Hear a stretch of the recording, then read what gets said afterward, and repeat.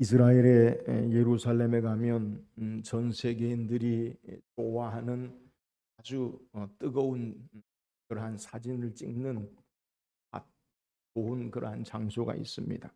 그것은 황금 도무로 덮인 황금 사원이라고 불리는 예루살렘 중앙에 있는 이슬람 사원이에요. 그런데 이 이슬람 사원이 처음부터 이슬람 사원이 아니라 이곳은 바로 아브라함이 그의 아들 이삭을 드렸던 한 바위라고 그렇게 이야기하고요. 이것이 바로 예루살렘 성전의 본래의 자리예요. 주전 1000년경 솔로몬 성전을 하나님의 말씀을 따라 솔로몬 성전으로 하나님의 예배하고 하나님을 예배하고 하나님 앞에 제사하는 그러한 성전으로 하나님께 나아가는 그러한 성전의 모습이었는데 주전 586년에 바벨론 제국에 의해서 성전이 다 무너져요.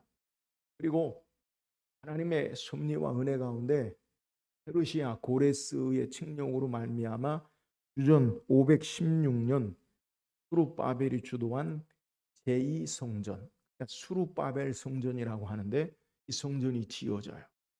솔로몬 성전에 비하면 그 규모나 그리고 쓰여지는 제목들이 보잘것없지만 그럼에도 불구하고 하나님을 예배하고 제사하는 제사 제도가 계속 이어지고 그 안에 헬라에 의해서 여러 번 훼손되기도 하지만 그 성전의 명맥이 유지되어 오다가 주전 20년경에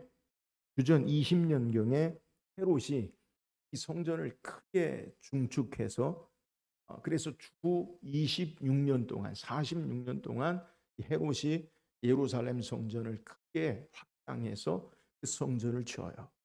그런데 이 헤롯이 증축한 제2성전 수룹바벨 성전을 이제 헤롯 성전이라고 불리는데 이 성전이 주 70년 로마의 티투스에 의해서 돌 하나의 돌도 남겨지지 아니하고 완전히 무너져요. 로마 제국은 이 성전에서 제사하거나 예배하는 것을 금지하고 제상 제도를 없애버려요. 그래서 그 성전이 완전히 무너지고 예루살렘 성전의 서쪽 벽 하나만 남겨져 있어요. 그래서 이것을 사람들이 서서 지금도 유대인들이 통곡의 벽이라고 해서 하나님을 예배하고 제사하는 그러한 것을 하지 못하는 그들이 주후 1세기부터 그 통곡의 벽에 서서 기도하는 것이 오늘날까지 계속되어지는 것이고요.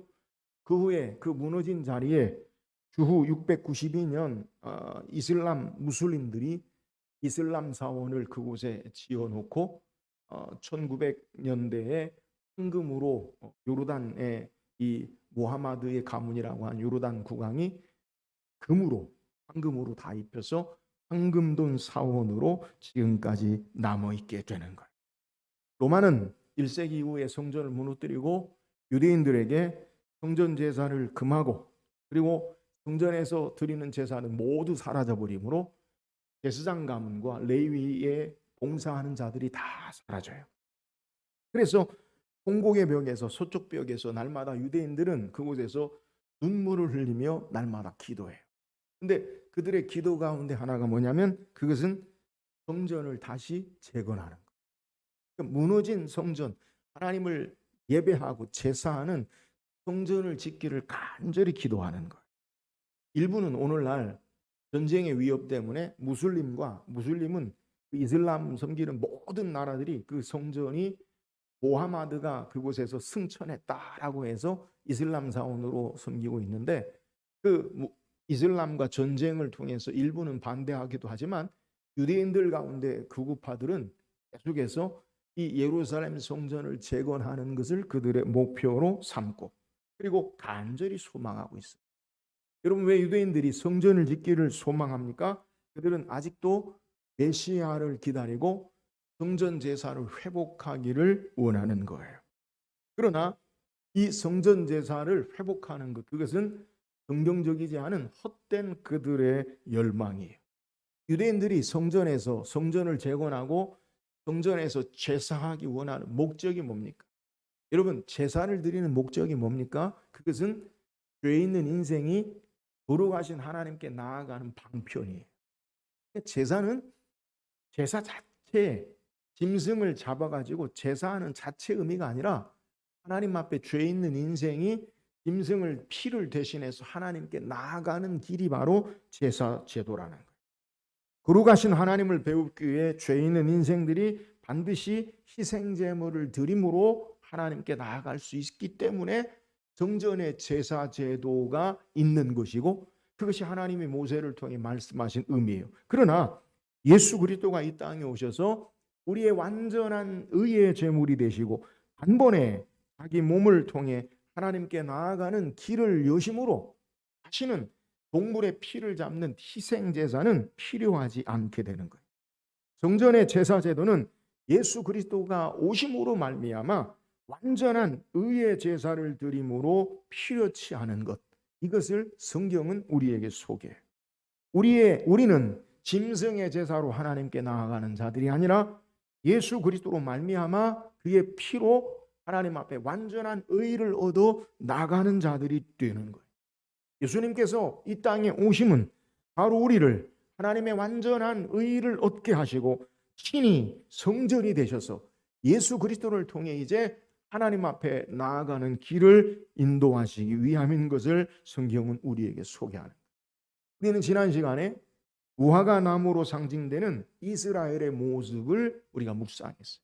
예수님께서 마지막 공적인 생애의 마지막 예루살렘에 입성하시고 이튿날 행하신 게 뭐냐? 무화과 나무를 저주하셨다. 근데 그 무화과 나무를 저주하신 것은 단순히 배가 고파서 예수님이 능력을 과하게 사용하거나 이상한 행동을 하신 것이 아니라 무화과 나무로 상징되는 이스라엘, 무화과 나무로 상징되는 열매 없는 성전의 제사 제도에 대해서 예수님께서 책망하시고 심판하신 것을 우리가 말씀을 묵상했어요. 인간의 탐욕과 부패가 가득한 성전을 주님은 심판주로 심판하시고 예수 그리스도가 새 시대의 새로운 성전 되시고 열매 없는 하나님을 섬긴다라고 하면서 껍데기를 가지고 있는 유대인들, 혈통적인 유대인이 아니라 예수 그리스도로 말미암는 그의 피로 그의 구속함을 얻은 참 영적 하나님의 자녀들, 그 백성들에게 새 시대가 올 것을 예수님께서 말씀하는 것을 묵상했어요. 오늘 본문은 이어서 다시 무화과 나무가 등장. 무화과 나무가 그 다음 날 이제 3일째 되죠. 뿌리째 마른 것을 보고 베드로가 말하기를 라삐오 보소서 무화과 나무가 말랐나이다라고 말합니다. 이 예수님께서 말씀하시기를 하나님을 믿으라라고 말씀하십니다. 우리가 좋아하는 기도에 대해서 그리고 용서에 대해서 말씀하는 거예요. 언뜻 본문을 우리가 묵상하면 무화과 나무가 마른 것과 하나님을 믿는 것과 믿음과 기도와 용서가 무슨 상관이 있을까라고 생각이 돼요. 어쩌면 앞뒤가 맞지 않는 전혀 다른 말씀이 아닌가라고 보여지기도 해요. 그러나 예수님은 무화과 나무가 예수님의 말씀하신 대로 뿌리째 마른 사건을 통해서 하나님의 역사하심 앞에 우리가 가져야 하는, 제자들이 가져야 하는 바른 신앙의 모습을 교훈하고 예수 믿고 신앙하는 자들의 바른 신앙의 모습이 어떻게 되어야 하는가라는 것을 우리에게 교훈하는 거예요. 오늘 말씀을 통해서 예수님 말씀하시는 믿음과 그리고 기도와 용서의 의미가 무엇인지 묵상하고 주님을 바르게 참되게 따르는 귀한 은혜의 시간이 되기를 주의 이름으로 축원합니다. 그렇다면 예수님 말씀하시는 하나님을 믿으라라고 말씀하시는 의미가 무엇입니까? 자, 오늘 본 말씀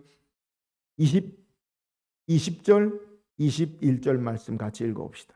20절, 21절 시작. 그들이 아침에 지나갈 때 무화과 나무가 뿌리째 마른 것을 보고 베드로가 생각이 나서 여짜오되 라삐오 보소서 저주하신 무화과 나무가 말랐나이다. 베드로가 그 다음 날 이제 다시 예루살렘을 향해 가기 전에 무화과 나무를 보았는데 무화과 나무가 어제 예수님이 말씀하신 그 무화과 나무가 뿌리째 마른 것을 그가 보았어요. 오늘 베드로가 말하는 것 라삐오 보소서 저주하신 무화과 나무가 말랐나이다. 베드로가 예수님께 말하는 이 뉘앙스, 느낌이 뭐냐?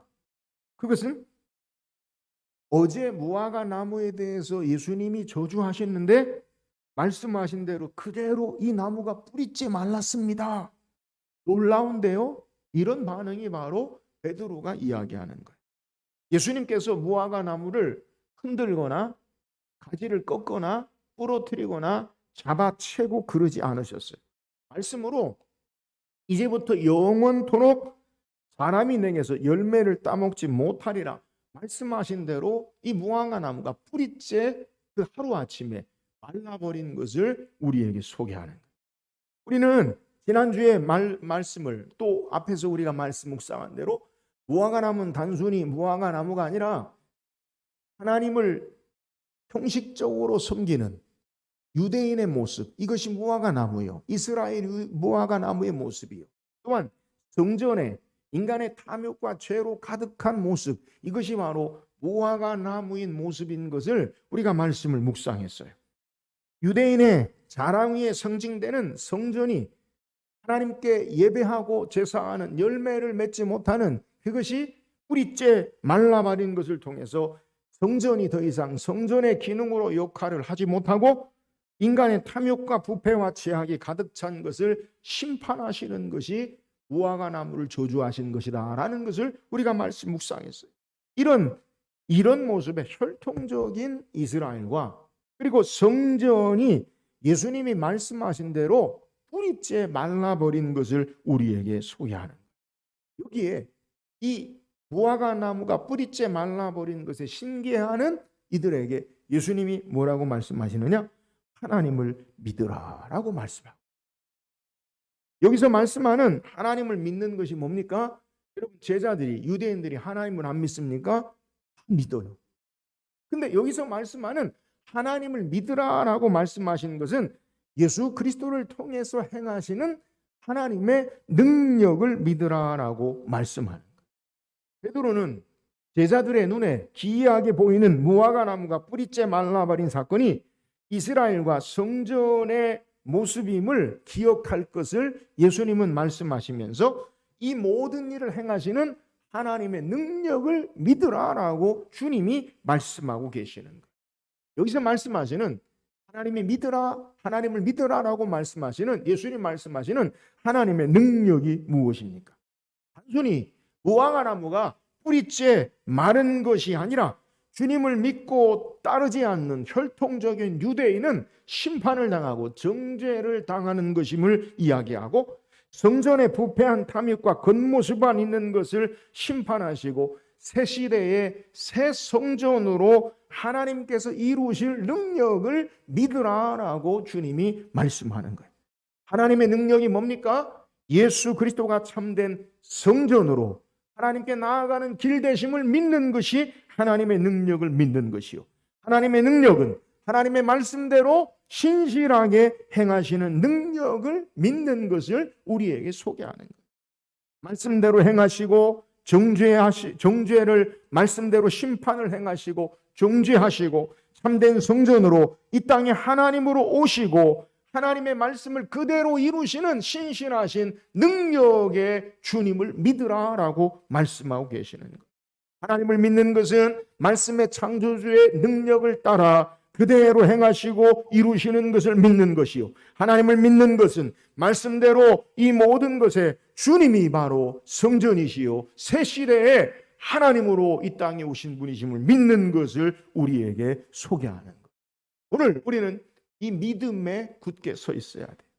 사랑하는 여러분, 예수님께서 이 땅에 오셔서 흠 없으신 죄 없으신 어린 양으로 완전한 제물이 되어서 우리의 죄악을 담당하시고 우리를 대신해서 죽으심으로 우리는 죄악 가운데 건지신 구주 되시는 하나님을 믿는 믿음, 이것이 우리에게 있어야 될 줄을 믿으시기를 주의 이름으로 축원합니다.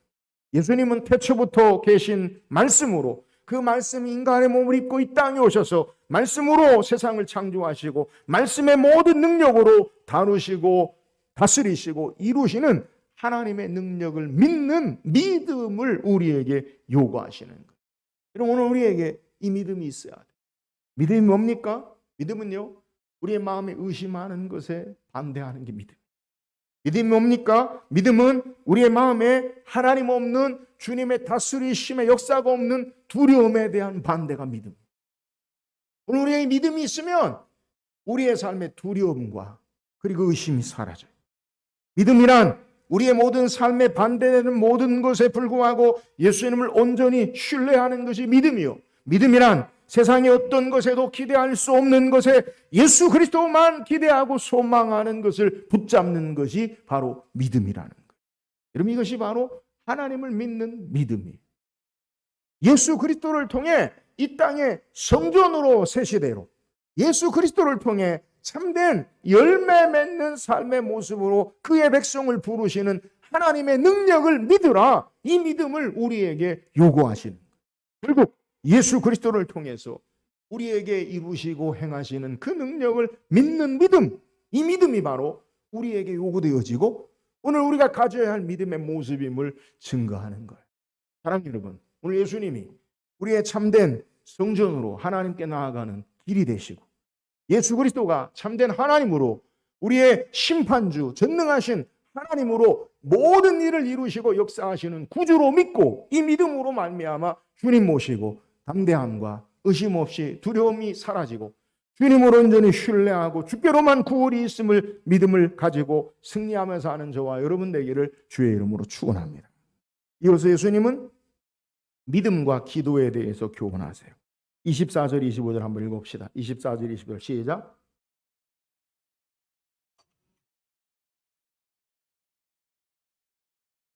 그리하면 너희에게 그대로 되리라.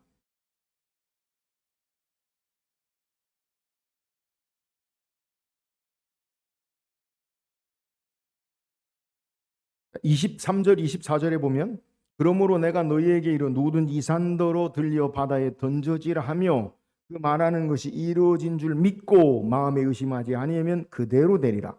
그러므로 내가 너희에게 말하노니 무엇이든지 기도가 구하는 것은 받은 줄로 믿으라. 그리하면 너희에게 그대로 되리라.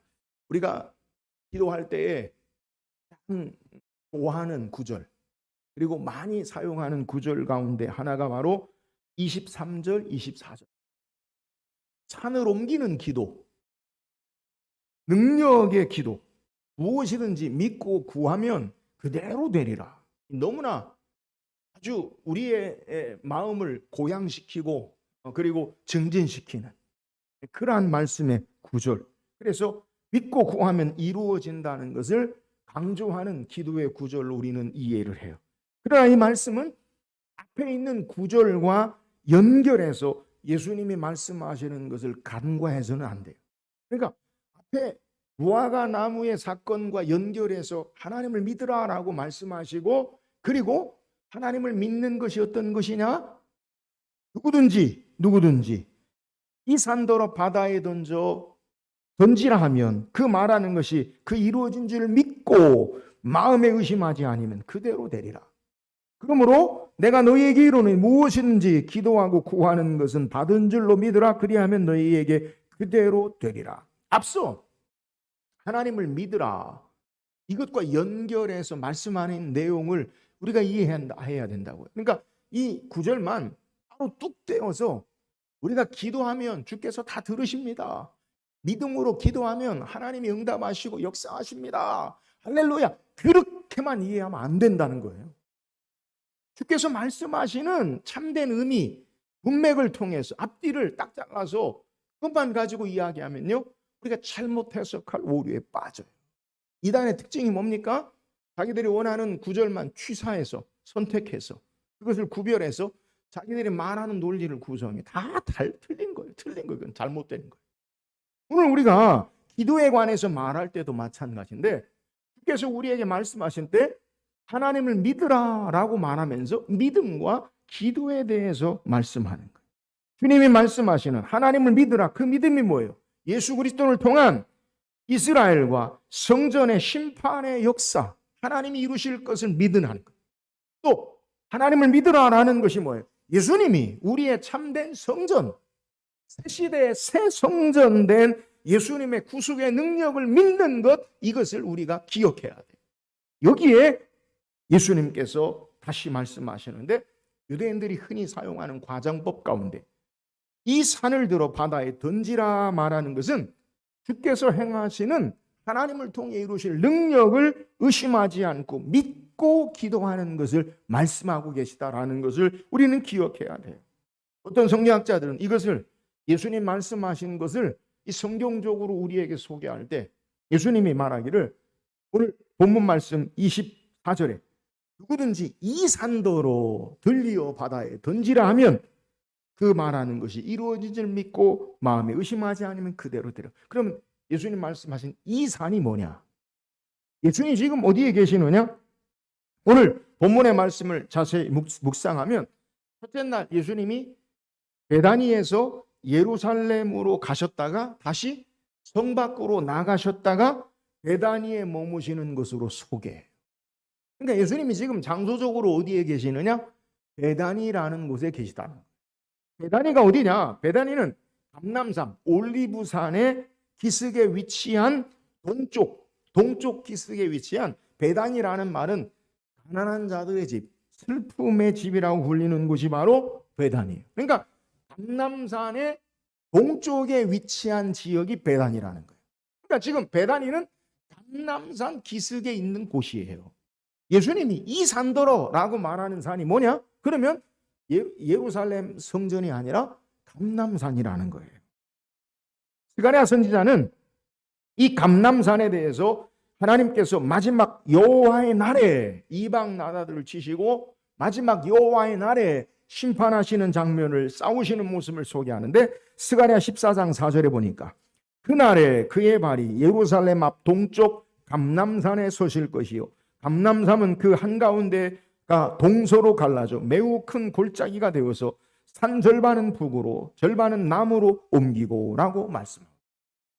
이 말씀대로 마지막 날에 이루시는 하나님의 역사를 말씀하는 것이라고 해석하기도 해요. 그 해석을 우리가 전적으로 그것이다라고도 그렇게 말할 수는 없지만, 여튼 성경에 있는 내용에 마지막 때 주께서 우리의 여호와의 날에 심판주로 오셔서 행하실 일들을 말하는 것을 근거로 우리에게 소개하는 것은, 중요한 내용은 예수님께서 말씀하시고 행하시는 놀라운 역사를 믿고 구하면 그대로 이루어진다라는 것을 우리에게 소개하는 거예요. 이 말씀의 의미가 뭐냐? 우리가 기도는 내가 무엇이든지 구하고 원하는 대로 이루어지는 것이 기도의 요점, 핵심, 초점이 아니라 하나님의 역사하심과 뜻을 따라서 믿고 구하면 무엇이든지 하나님의 뜻을 따라서 믿고 구하는 것이 그대로 이루어지는 것이다라는 말씀을 우리는 기억해야 된다. 결국 우리가 원하는 대로가 아니라 하나님의 말씀의 뜻이 우리를 통해 이루어지는 그 역사를 믿고 구할 때 그대로 되는 거지, 하나님의 뜻과 상관없이 내가 원하는 대로 구하는 것이 다 이루어진다, 그게 기도가 예수님이 가르치심이 아니라는 거예요. 이와 같은 기도에 대해서 예수님은 요한복음에서도 우리에게 동일하게 말씀하시는데, 요한복음 14장 14절 15절에 보면 내 이름으로 무엇이든지 내게 구하면 내가 행하리라. 너희가 나를 사랑하면 나의 계명을 지키리라. 무엇이든지 내게 구하면 내가 행하리라. 너희가 나를 사랑하면 나의 계명을 지키리라. 주님을 사랑하고 주의 말씀 안에 있으면서 기도하라는 거예요. 요한복음 15장 7절에 너희가 내 안에 거하고 내 말이 너희 안에 거하면 무엇이든지 원하는 대로 구하라. 그리하면 이루리라. 너희가 내 안에 거하고 내 말이 너희 안에 거하면, 예수 안에 있고 주의 말씀 안에 거하면서 주의 뜻을 따라 무엇이든지 주의 뜻을 따라 구하면 이루리라라고 말씀하는 거예요. 결국 주님의 말씀과 뜻을 따라서 주님 안에서 주의 일을 위한 기도가 그대로 되어지고 응답되어지는 것임을 우리에게 말씀하는 거예요. 기도는 내가 원하는 대로 되어지는 만능 열쇠, 알라딘의 마술 램프가 아님을 알아야 돼요. 우리의 기도의 주권은 내게 있지 않고 하나님께 있어요. 내가 기도한 대로 내 마음대로 되는 것이 아니라 하나님의 뜻을 따라 구할 때 나를 통해 하나님의 뜻이 이루어지는 것이요, 기도는 하나님의 능력과 주권 가운데 하나님께서 응답하시고 역사하시는 것을 알아야 돼요. 그러므로 그의 뜻을, 주의 뜻을 구할 때 주께서 이루시고 그대로 행하시고 역사하시는 것이 기도임을 우리는 알아야 돼요. 그러므로 우리는 우리의 기도를 점검해 봐야 돼요. 하나님의 능력과 역사하심을 믿고 그의 뜻을 이루는 기도인가? 아니면 나의 욕심을 따라서 행하는 기도인가? 여러분, 이걸 점검해 봐야 돼요. 하나님의 주권과 역사하심을 신뢰하고 그의 뜻을 구하는가? 아니면 내가 주인 되어서 나의 욕심을 따라서 구하는가를 점검해야 된다는 거예요. 사랑하는 여러분, 저와 여러분의 기도가 주의 뜻을 따라 구함으로 산으로 옮기는 능력 역사를 행하는 기도가 되기를 주의 이름으로 축원합니다. 오직 믿음으로 구하고 하나님의 뜻이 이 땅에 우리를 통해 이루어지는 은혜의 역사가 있기를 주의 이름으로 축원합니다. 또한 이런 기도 응답의 역사를 위해서 예수님이 또 기도자의 자세에 대해서 소개해요. 여러분 25절 다시 한번 읽어보세요. 25절 시작. 용서하라, 그리하여 하늘에 계신 너희 아버지께서도 너희 허물을 사하여 주시리라. 여러분, 기도에 대해서 소개하죠. 믿음에 대해 소개하고 그 믿음이 우리에게 기도를 통해 이루어지고 그 기도가, 우리의 기도가 어떤 기도가 되어야 되느냐, 어떤 기도의 자세가 되어야 하느냐, 이것을 예수님이 말씀하고 있습니다.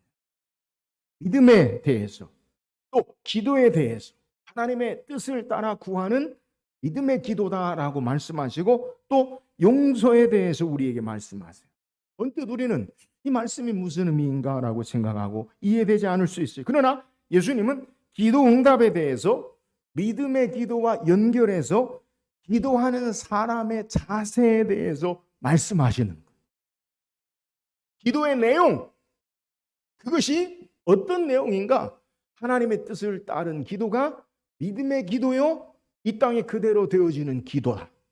그러면 그렇게 기도하는, 믿음의 기도를 하는, 믿음의 기도하는 자의 자세가 어떤 모습이 되어야 하나라는 것을 우리에게 소개하는 거예요. 그럼 우리가 흔히 기도할 때 응답받지 못하는 이유가 뭡니까? 성경은, 야고보 사도는 우리에게 왜 우리가 기도해서 응답받지 못하느냐, 그것은 첫 번째, 구하지 않기 때문이다. 그러면 우리가 기도해도 응답받지 못하는 것은 무슨 이유입니까? 정욕으로 쓰려고 잘못 구하기 때문이다 라고 이야기하죠.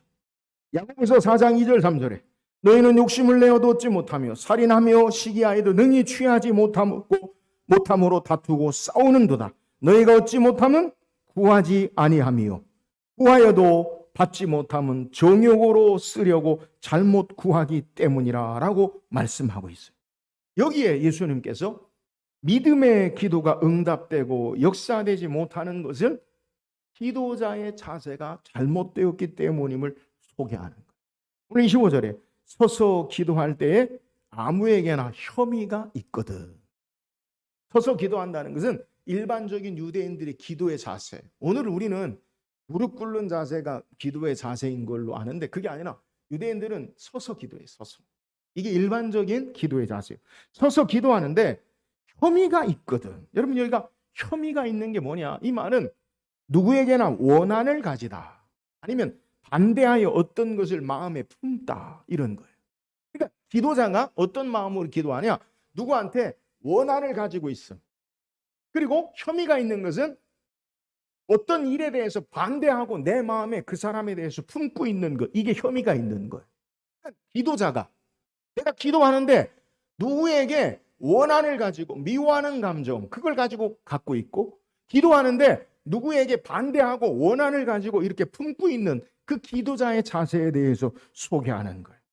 기도하는 사람의 마음에 원한을 가지고, 마음속에 미움을 가지고 다른 생각을 반대하고 품고 있다면 용서하고 기도해야 그 기도가 하나님께서 들으심을 우리에게 증거하고 있는 내용이라는 거예요. 마음의 원한을 가지고, 미움을 가지고, 반대하는 다른 뜻을 가지고 기도하면 기도하는 그 사람의 자세가 하나님 앞에 합당치 않기 때문에 그 기도가 응답되지 못함을 우리에게 말씀하는 거예요. 여러분, 중요한 교훈이에요. 기도의 내용이 하나님의 뜻을 따르는 기도를 할지라도, 믿음의 기도를 할지라도 그 기도가 응답하지 못하는 것은 기도하는 자의 삶의 자세가 중요하다는 거예요. 기도하는 자의 마음이 중요하다는 거예요. 여러분, 우리가 아무리 하나님의 뜻을 놓고 철야를 하고 금식하고 하나님 해주세요 그러면서 내가 마음에 원한을 품고 미워하고 다른 사람을 정죄하고 용서하지 않으면 여러분, 그 기도는 하나님 들으시지 않는다는 거예요. 다른 사람을 용서하는 것, 이것은 하나님으로부터 내가 용서받는 조건임을 알아야 돼요. 여러분, 이것이 기도 응답의 조건이 됨을 여러분 깨달아야 돼요. 예수님은 마태복음 6장 14절 15절에 너희가 사람의 잘못을 용서하면 너희 하늘 아버지께서도 너희 잘못을 용서하시려니와 너희가 사람의 잘못을 용서하지 아니하면 너희 아버지께서도 너희 잘못을 용서하지 아니하시리라. 여러분, 누가 먼저 용서하는 거예요? 누가 먼저 용서해요? 하나님 먼저 용서합니까? 너희가 먼저 용서합니까? 다시 읽어보세요. 14절 15절 읽어보세요. 시작. 너희가 사람의 잘못을 용서하면 너희 하늘 아버지께서도 너희 잘못을 용서하시려니와 너희가 사람의 잘못을 용서하지 아니하면 너희 아버지께서도 너희 잘못을 용서하지 아니하시리라. 누가 먼저 용서하는 거예요? 내가. 마태복음 6장은요 산상순 천국 백성에 관해서 이야기해요. 믿지 않는 자들이 얘기하는 게 아니에요. 하나님의 자녀들에게 얘기하는 거예요. 하나님의 자녀가 어떤 삶으로 살아야 하는가, 이걸 이야기하는 거예요. 그러면서 너희가 사람의 잘못을 용서하면 너희 하늘 아버지께서도 너희 잘못을 용서하려니 너희가 사람의 잘못을 용서하지 아니하면 너희 아버지께서도 너희 잘못을 용서하지 아니하시리라. 구원받은 하나님의 자녀들은 용서하지 않으면, 하나님의 자녀들은 용서하는 삶을 살지 않으면 하나님께서도 아버지께서도 너희를 용서하지 않으신다라고 말하는 거예요. 여러분, 우리가 간구하는 것이 바로 여기 있어요. 기도하면 무엇이든지 이루어진다고 말하면서 기도자의 자세에 대해서는 말하지 않아요. 내가 어떤 자가 되어야 하는지는 우리는 생략하고 믿음의 기도는 무슨 능력을 행하고 믿음의 기도가 하면 안 돼. 하나님의 자녀로 살지 않으면서 하나님의 응답이 없다고 불평하는 거예요. 예수님이 우리에게 가르쳐 주신 기도의 내용이 뭡니까? 그 기도 가운데 마태복음 6장 12절에 우리가 우리에게 죄 지은 자를 사하여 준 것 같이 우리의 죄를 사하여 주시옵고, 우리가 우리의 죄를 우리에게 죄 지은 자를 사하여 준 것 같이 우리의 죄를 누가 먼저예요? 내가 먼저예요. 여러분, 성도들의 기도를 통해 불가능한 일을 보이는 일을 행하신 하나님은 그의 자녀들이 자신이 하늘에 계신 하나님 아버지의 자녀임을 깨달을 때 하나님께서 가능하게 하심을 우리에게 소개하는 거예요. 그들의 죄가 용서받은 경우에만 가능하며 그들의 용서받은 대로 용서할 것이라고 하나님은 우리에게 말씀하는 거예요. 그러므로 기도와 용서를 분명하게 연결시켜요. 여러분, 용서는 믿음의 행위예요. 용서하지 아니하고 믿음이 있다고요? 가짜예요. 우리가 하나님의 자녀로 우리의 마음에 용서하지 아니하고 원한을 품고 미워하면서 하나님의 자녀라고요? 가짜라고요? 하나님이 너를 용서하지 않는다라고 말씀하신다는 거예요. 예수님의 삶의 방식을 따르는 믿음은 용서의 사람이에요. 용서하지 않으면 주님을 따르는 삶의 방식이 아니에요. 하나님의 자녀가 아니라고요.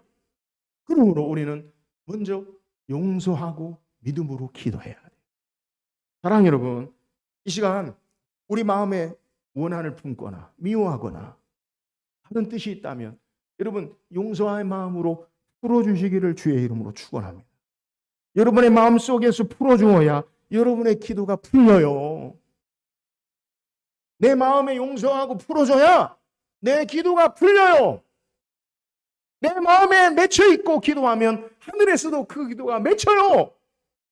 하나님이 내가 용서하지 않으면 하나님께서 우리를 용서하지 아니하시고 우리의 기도를 듣지 않으신다는 것. 사랑하는 여러분, 오늘 우리 자신을 풀어주세요.